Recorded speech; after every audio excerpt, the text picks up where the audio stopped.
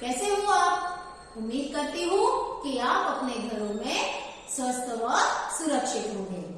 विद्यार्थियों, आज हम अपने हिंदी कंपोजिशन विषय को आगे बढ़ाते हैं। मैं रंजना कुशवाहा आप सभी का आज के हिंदी कंपोजिशन तासिका में आप सभी का एक बार फिर स्वागत करती हूँ। विद्यार्थियों, आज हम हिंदी कंपोजिशन विषय को आगे बढ़ाते हुए उपयोजित लेखन में रचना विभाग के निबंध लेखन की तरफ अपना अगला कदम बढ़ाते हैं। छात्रों, आप लोगों ने पिछले वीडियो में निबंध के बारे में काफी सारी जानकारियां हासिल कर ली हैं और आप लोगों ने कई तरह के निबंध लेखन भी किए हैं। आप सभी जानते हो कि निबंध शब्द दो शब्दों के मेल से बना है, नि और बंध, जिसका अर्थ होता है जो एक दूसरे से बंधा हुआ हो। निबंध का अर्थ होता है अपने विचार, अपने मन के भावों को लिखित रूप में अभिव्यक्त करना। तो विद्यार्थियों, पिछले वीडियो में जैसा कि आप सभी लोगों ने निबंध के प्रकारों को भी अच्छी तरह से जाना है, तो निबंध के 5 प्रकार होते हैं, ये आप सभी जानते हो। आज हम उन्हें एक बार फिर प्रकारों को दोहरा लेते हैं। देखिए, पहला है वैचारिक निबंध, इसे विचारात्मक निबंध भी कहा जाता है। दूसरा, आत्मकथा पर निबंध अर्थात आत्मकथात्मक निबंध। तीसरा है कल्पनात्मक निबंध। चौथा, चरित्रात्मक निबंध और पांचवा है वर्णनात्मक निबंध। निबंध के इन 5 प्रकारों में से कुछ प्रकारों पर आधारित निबंध लेखन आप कर चुके हो। विद्यार्थियों, आज हम निबंध के प्रकारों में वैचारिक निबंध की तरफ बढ़ रहे हैं। विद्यार्थियों, जैसा कि अभी मैंने आपको बताया, वैचारिक निबंध अर्थात जिसे विचारात्मक निबंध भी कहा जाता है। वैचारिक निबंध में हमें खूब विचार करके, सोच समझ करके लेखन करना होता है। विचारों के ऊपर और तर्कों के ऊपर आधारित इस प्रकार के निबंध में बहुत ही गहराई होती है। इस तरह के जो निबंध होते हैं वे विशेष करके हमारे देश, हमारे समाज और हमारे आसपास स्थित लोगों पर निर्भर करता है। जैसा कि छात्रों यहाँ पर वैचारिक निबंध की परिभाषा के आधार पर आप देखिए, यहाँ पर इस प्रकार के निबंध में विचारों और तर्कों की प्रधानता रहती है। इसमें गंभीर विषयों पर विचार किया जाता है। गंभीर विषय अर्थात जो बहुत ही खास और विशेष होते हैं, जो बहुत ही सीरियस बातें होती हैं, उसे कहा जाता है। जैसे प्रदूषण, यह एक गंभीर समस्या है। शिक्षा और अनुशासन, ये बातें भी हमारी विचारात्मक होती हैं। समय का महत्व, समय के बारे में सोचना, समय का सदुपयोग करना, ये सारी बातें जो होती हैं वे विचारों के आधार पर होती हैं, तर्कों के आधार पर होती हैं। इसी तरह के कुछ और भी उदाहरण है छात्रों, जैसे नशाखोरी, दहेज एक अभिशाप, बढ़ता हुआ भ्रष्टाचार, रिश्वतखोरी। इसी के अलावा जो आप आजकल देख रहे हो, कोरोना के कारण हम सभी घरों में हैं, आप सभी प्रत्यक्ष रूप से पाठशाला नहीं आ पा रहे हैं, तो यह सब किस वजह से? मात्र एक कोरोना की वजह से, कोविड-19 की वजह से, और जिसके कारण लॉकडाउन हुआ है। तो बढ़ते हुए इस कोरोना के कारण जो यह महामारी फैली हुई है, इस पर भी हमें तर्क और विचार करने के लिए बहुत ज्यादा मजबूर कर देता है। अर्थात कोरोना एक महामारी, इस तरह के जो आप टॉपिक सुन रहे हो, जो विषय सुन रहे हो, ये विचारात्मक या वैचारिक निबंध के उदाहरण हैं।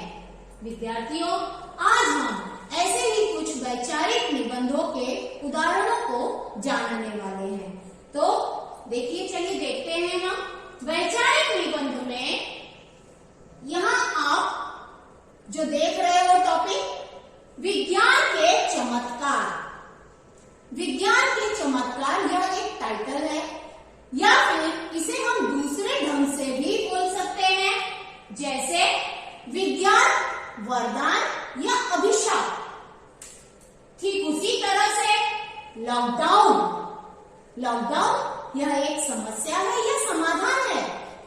वैचारिक निबंध के ही अंतर्गत आता है। उसी तरह से प्रदूषण एक समस्या, ये सारे जो विषय यहाँ पर आप देख रहे हैं छात्रों, आज हम इस पर चर्चा भी करेंगे और इसके बारे में अधिक जानकारी हासिल करेंगे। ये जो विषय यहाँ पर वैचारिक निबंध के आप देख रहे हैं, इन सभी विषयों पर हमें विचार करना है, तर्क करना है, अर्थात हम इन सभी तरह के विषयों पर विचार करने के लिए मजबूर हो जाते हैं। तो चलिए छात्रों, हम सर्वप्रथम विज्ञान के चमत्कार इस विषय पर निबंध लेखन आरंभ करें। लेकिन उससे पहले मैं आपको थोड़ा याद दिला दूं कि पिछले वीडियो में निबंध लेखन में आपने निबंध के अंगों को भी समझा है। निबंध के मुख्य रूप से 3 अंग होते हैं, प्रस्तावना, मध्य भाग अर्थात विषय विस्तार और तीसरा होता है निष्कर्ष या उपसंहार। तो उन्हीं बातों को ध्यान में रखकर आपको यहाँ पर कुछ मुद्दे दिखाई दे रहे हैं जो कि विज्ञान के चमत्कार या फिर विज्ञान वरदान या अभिशाप, इस विषय पर यदि आपको वैचारिक निबंध लिखना हो तो इस तरह के मुद्दे जो हैं वे हमें ध्यान में रखने होते हैं। विद्यार्थियों, जब आप बड़ी कक्षाओं में जाओगे तो वहां आपको इस तरह के मुद्दों के आधार पर निबंध लेखन करने के लिए दिए जा सकते हैं, लेकिन हर बार मुद्दे दिए नहीं जाते हैं। कुछ मुद्दे हमें खुद ही स्वयं ही तैयार करने होते हैं, जैसा कि यहाँ पर मैंने तैयार किया हुआ है, आप ध्यान दीजिए। पहला मुद्दा यहाँ पर है प्रस्तावना। निबंध के पहले अंग के रूप में हमने वहां पर पढ़ा था पिछले वीडियो में प्रस्तावना। तो पहला मुद्दा जो होता है हमारा वह है निबंध लेखन का प्रस्तावना। दूसरा है प्रत्येक क्षेत्र पर आधिपत्य। आधिपत्य का अर्थ होता है अधिकार। हम जान रहे हैं यहाँ पर विज्ञान के चमत्कार या विज्ञान वरदान या अभिशाप, इस विषय पर लेखन करने जा रहे हैं। तो विज्ञान जो है हर क्षेत्र में अपना अधिकार जमाए हुए है। बिजली का आविष्कार विज्ञान की ही देन है। आकाश और समुद्र पर अधिकार, अगर हम आज आकाश और समुद्र में विचरण कर रहे हैं तो वह भी विज्ञान के कारण। चिकित्सा के क्षेत्र में प्रगति अगर आज हुई है तो वह भी विज्ञान के कारण। मनोरंजन के आधुनिक साधन हैं, अर्थात विभिन्न तरह के मनोरंजन के साधन, वीडियो है, मोबाइल पर गेम खेलते हैं और भी कई तरह की चीजें होती हैं जो कि मनोरंजन के साधन होते हैं। हरित क्रांति, हरित क्रांति अर्थात जो फसल में परिवर्तन लाए, फसलों की पैदावार किस तरह से अधिक मात्रा में की जाए, उसके लिए कौन से परिवर्तन होने चाहिए, उसे कहा जाता है हरित क्रांति। अद्भुत वरदान, विज्ञान हमारे लिए अर्थात मनुष्य के लिए एक अद्भुत अनोखा वरदान है। मानव जाति के विनाश की आशंका, अर्थात विज्ञान जहाँ पर हमारे लिए बहुत ही अच्छा वरदान साबित होता है, वहीं पर उसी विज्ञान के आधार पर कुछ ऐसे शस्त्रास्त्र बनाए जाते हैं, ऐसे हथियार बनाए जाते हैं जिससे इस दुनिया का विनाश हो सकता है। तो ऐसी आशंका भी हो सकती है। विद्यार्थियों, 2 से लेकर के 9 तक यह हमारा मध्य भाग है, अर्थात विषय विस्तार है। जरूरी नहीं है कि हर निबंध में 10 मुद्दे होने ही चाहिए, हम इससे कम मुद्दे भी तैयार कर सकते हैं। और आखिरी मुद्दा होता है हमारा निष्कर्ष अर्थात उपसंहार का। तो चलिए विद्यार्थियों, हम आगे बढ़ते हैं पहले उदाहरण की तरफ, विज्ञान के चमत्कार। तो देखिए विद्यार्थियों, ध्यान पूर्वक आपको सुनना है और स्क्रीन पर लिखे गए शब्दों को ध्यान पूर्वक ग्रहण करना है। तो चलिए बढ़ते हैं। आज का युग विज्ञान का युग है। हमारे जीवन के प्रत्येक क्षेत्र पर विज्ञान का आधिपत्य दिखाई देता है। विज्ञान ने अपने अनेक आविष्कारों से हमारे जीवन को सुख सुविधा से संपन्न बना दिया है।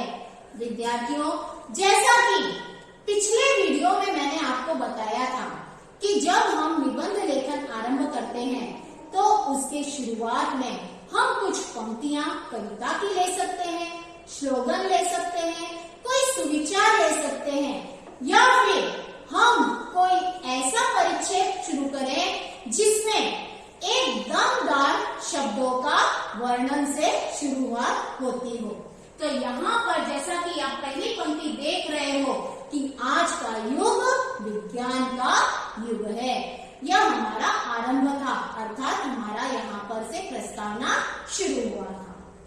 विज्ञान की सर्वाधिक सुपरिचित देन बिजली है। विद्यार्थियों, यहाँ पर हम विज्ञान के चमत्कार इस विषय का मध्य भाग आरंभ करेंगे। हमारे अधिकतर दैनिक काम बिजली पर ही निर्भर है। उत्पादन के क्षेत्र में तो बिजली ने चमत्कार ही कर दिया है। हमारी सभी मशीनें बिजली से चलती हैं, जैसे कि हमारे घर में वॉशिंग मशीन है, टेलीविजन है, मनोरंजन का साधन है यह भी। उसके अलावा और भी कई सारी हमारी घरेलू वस्तुएं हैं, रेफ्रिजरेटर है, पंखा है, लाइट है, बहुत सारे उदाहरण होते हैं, हम उन्हें यहाँ पर बता सकते हैं। अगले परिच्छेद पर ध्यान दीजिए। यह विज्ञान का ही चमत्कार है कि मनुष्य आकाश और समुद्र पर अधिकार जमाए हुए हैं। विज्ञान द्वारा ऐसे यंत्रों का आविष्कार हुआ है कि उनकी सहायता से आज बहरा सुनने लगा है और अपंग चलने फिरने तथा हर प्रकार के काम करने लगा है। जैसा कि छात्रों हम जानते हैं कि आज दुनिया में कोई बात असंभव नहीं रह गई है। हर काम विज्ञान के साथ में शुरू हुआ है, तो वहाँ पर हर एक कठिन समस्या का समाधान भी निकल रहा है। चिकित्सा के क्षेत्र में भी विज्ञान के माध्यम से विस्मयकारी प्रगति हुई है। आज अनेक भयानक और जटिल रोगों का निदान तथा उपचार संभव हो गया है। विद्यार्थियों, आज पूरा विश्व कोरोना से जूझ रहा है। आप सभी जानते हो कि इसके लिए चिकित्सा के तौर पर काफी बड़ी बड़ी मशीनों का प्रयोग किया जाना आवश्यक हो गया है। वेंटिलेटर चाहिए, बहुत सारी मशीनों का होना आवश्यक हो गया, और यह सब संभव कैसे हुआ? मात्र एक विज्ञान के कारण ही। तो आज हम देख रहे हैं कि कोरोना के कारण बहुत से लोग जहां पर मौत का ग्रास बने हैं, तो वहीं पर बहुत से लोग कोरोना के मुंह से बचकर भी बाहर आ गए हैं। चलिए बढ़ेंगे आगे। मनोरंजन के आधुनिक साधन भी विज्ञान की ही देन है। रेडियो, दूरदर्शन, सिनेमा, वीडियो आदि से न केवल मनोरंजन एवं ज्ञान प्राप्त होता है, अपितु इनसे समाज सुधार भी होता है। भारत में विज्ञान के प्रताप से ही हरित क्रांति हुई है और देश अन्न उत्पादन के क्षेत्र में आत्मनिर्भर हो गया है। हरित क्रांति अर्थात फसल का उत्पादन अधिक मात्रा में किस प्रकार किया जाए, उसके लिए कौन सी नई तकनीकों को अपनाया जाए, इसी को कहा जाता है हरित क्रांति। संगणक विज्ञान का अद्भुत वरदान है। संगणक अर्थात कंप्यूटर, उसी ने यंत्र मानव बनाए हैं। यंत्र मानव अर्थात रोबोट। इन उपकरणों से मानव जीवन में एक नई क्रांति आ गई है।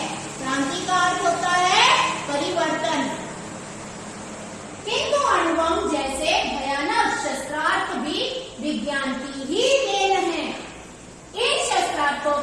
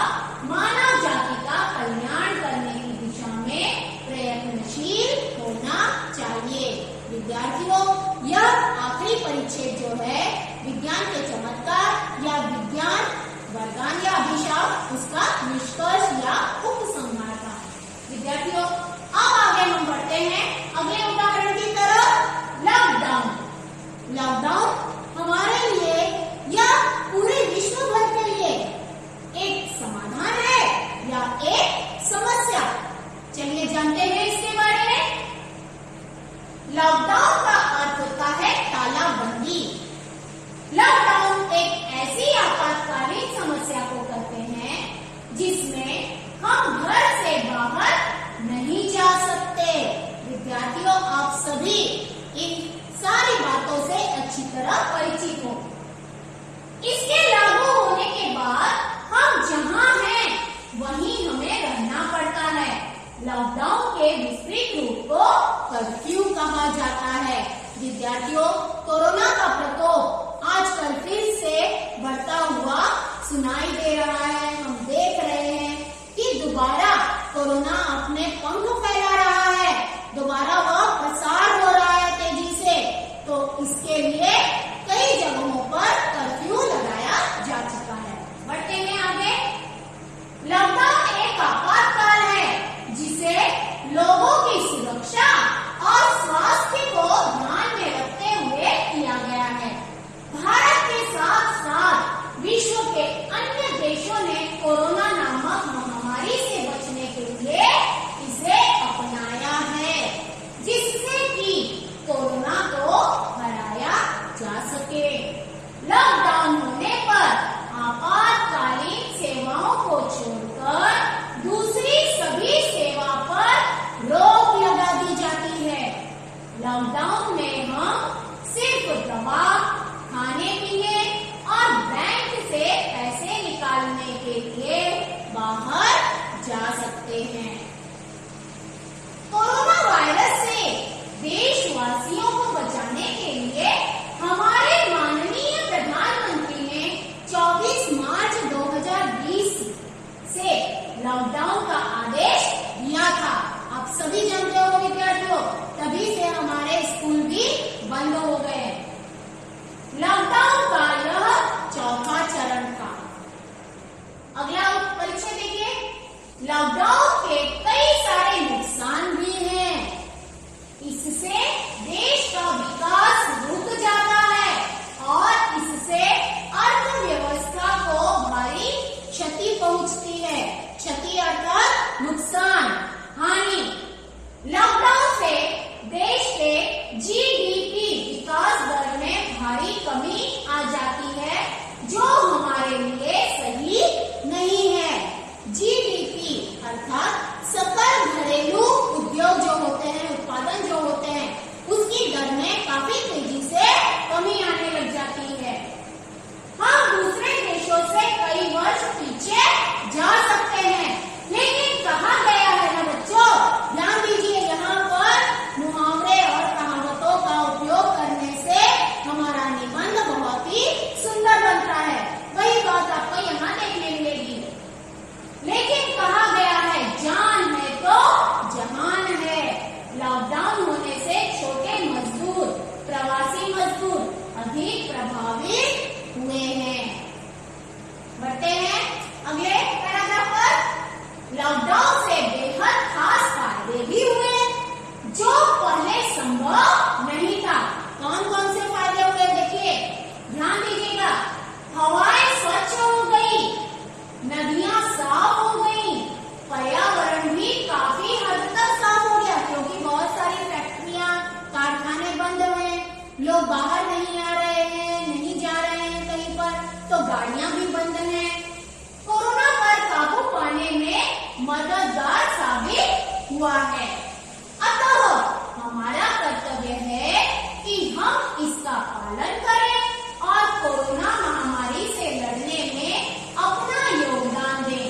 घर पर रहें, लोगों से दूरी बनाएं, खुद भी स्वस्थ रहें और दूसरों को भी प्रेरित करें। तो विद्यार्थियों, लॉकडाउन के यह जो हमने यहाँ पर उदाहरण के रूप में, समस्या या समाधान के रूप में उसके बारे में जाना, समझा, इस पर आपको अच्छी तरह से ध्यान देना है। चलिए विद्यार्थियों, अगले उदाहरण की तरफ पढ़ते हैं। अब हम प्रदूषण एक समस्या। विद्यार्थियों, इससे पहले हमने लॉकडाउन और इससे पहले हमने विज्ञान के बारे में जाना। तो ये प्रदूषण जो है, यह विज्ञान से ही जुड़ी हुई बात होती है। यह हमें विचार करने के लिए काफी हद तक मजबूर कर देता है। चलिए इसका आरंभ हम प्रस्तावना के रूप में कैसे करते हैं।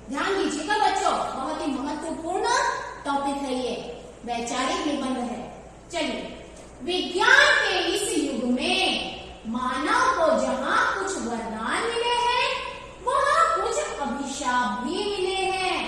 प्रदूषण एक ऐसा अभिशाप है जो विज्ञान की कोख में से जन्मा है और जिसे सहने के लिए अधिकांश जनता मजबूर है। आप हम सभी इस प्रदूषण के बीच में सांसें ले रहे हैं।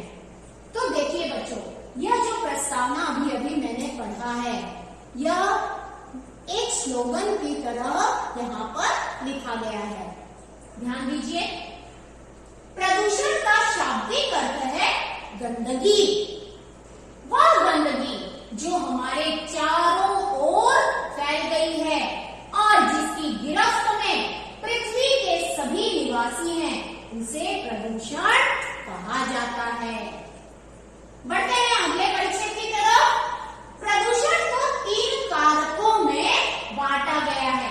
आप सभी विद्यार्थियों जानते ही हो कि प्रदूषण के मुख्य रूप से 3 प्रकार होते हैं। उन्हीं प्रकारों को यहाँ पर कारक शब्द दिया गया है।